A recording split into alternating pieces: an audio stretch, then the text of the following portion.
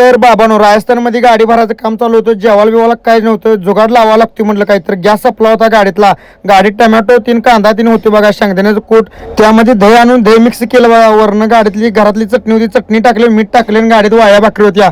एक number top तसा जुगाड झाला, एक नंबर बाहेर लागायचा खायला. गाडी भरून बाहेर पडलो बघा. रस्त्यात कासवा अडवलं, राम्याला म्हणलं जाऊन कासवाला हाकलून यायचा. रांडाचा गेला आणि शिरडा हाकला कासवाला हाकला लागलाय. हुर्रे हुर्रे, अरे रांडाच्या म्हटलं गाडीत येऊन बस म्हटलं, लावड्या म्हटलं भूतभीत मागं लागायचं म्हटलं. मग काय तिथनं घोडबंदरला आलो बघा. तर इथं घोडबंदर रोडला कधी पण तुम्हाला ठाणे ते घोडबंदर रोडला कधी पण निम्म्या रस्त्याला काही जरी अडचण आली, गाडीला काय प्रॉब्लेम आला, मेंटेनन्स म्हणा काय पण प्रॉब्लेम आला, तरी समीर मिस्त्रींचं गॅरेज आहे इथं बरोबर आपल्या घोडबंदरला. म्हणजे ठाण्यातनं सिग्नलला, ठाण्याच्या पहिल्या सिग्नलला तिथे त्यांचं गॅरेज आहे. तर त्यांचा नंबर त्यांनी सांगतील 97 69 85 22 79.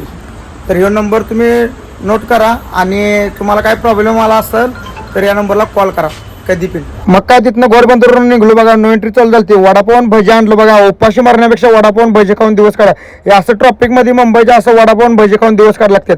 ड्रायव्हर होणं सोपं नाही. मग काय मावल्याच्या हॉटेलला पोचलो बघा 26-27ला.